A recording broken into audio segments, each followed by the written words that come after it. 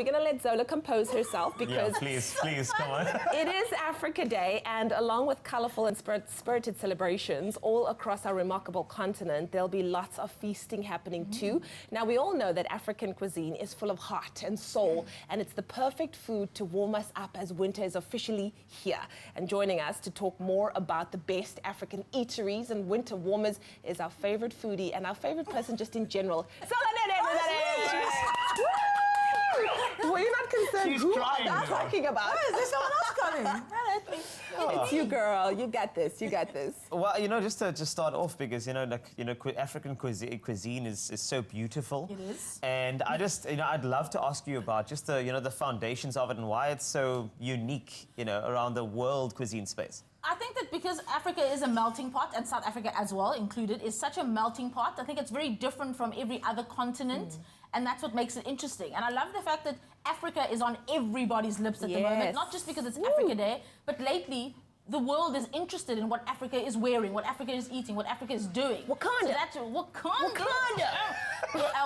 What Africa is doing and how we're evolving and who we actually are. So I think it's great that everyone's interested finally.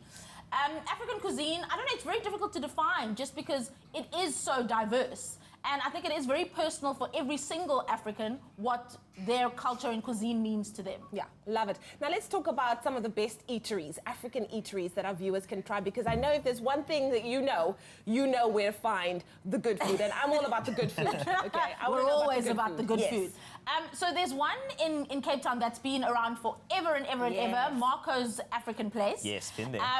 It's jazzy, it's loud, it's vibey, it's very touristy, but also it's great for locals as well. And they serve like a variety of African food. So not only South African food, but Ghanaian food and etc. And also it isn't just the extreme stuff. So you don't have to go and eat amatumbu, which is intestines. Okay, all right. You can eat zebra.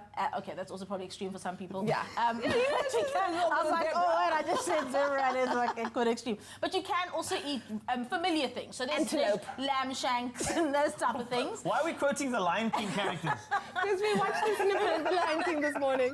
But it's a great vibe of a restaurant, and you just go with a big group and just explore. And there's African dancing and instruments and stuff. Lovely. So that's a fun one.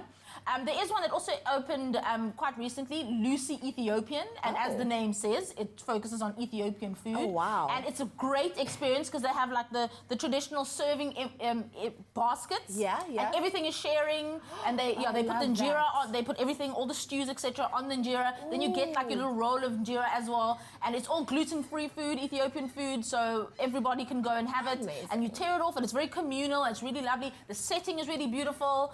And they even have their own like Ethiopian coffee that you can try there. Where's so that's Lucy's based? Lucy's also in Cape Town. It's in Long Street. Okay, lovely. And we did speak a few weeks ago about the new African restaurant that opened in Joburg as well. So yeah, there's lots. There's lots for everybody to try and explore. Yay. Nice. And I love Ethiopian. There's like a ritual coffee. Yes. Is so beautiful. Beautiful. And they wash your hands before, and there's like huge teapot with this. It's all, the customs are really interesting, and that's what's nice to experience. Nice. Amazing stuff, though. Just in terms of, being at home now, Africa Day, trying to celebrate, I mean, do you think there are any go-to dishes that you could make today to celebrate Africa Day? I mean, which would you pick for a viewer who's thinking, what do I do here? Do I just make the normal stuff, or is this something that I can try that's a bit out of the box? Well, for me, whenever I feel nostalgic and I want to eat something that reminds me of home, I always make Istanbul, which is sampan beans. And it does take an entire day to make, and sort of the aromas fill the house, and it's really inviting. So for me, that's always a go-to. But if you're wanting to sort of decide now, let's make something for dinner, make beef stew and dombolo, which is always a crowd pleaser. So it's basically beef stew with steamed dumplings over the top, and it's winter, and it's cold, and it's lovely, and it's warming. So that's always great.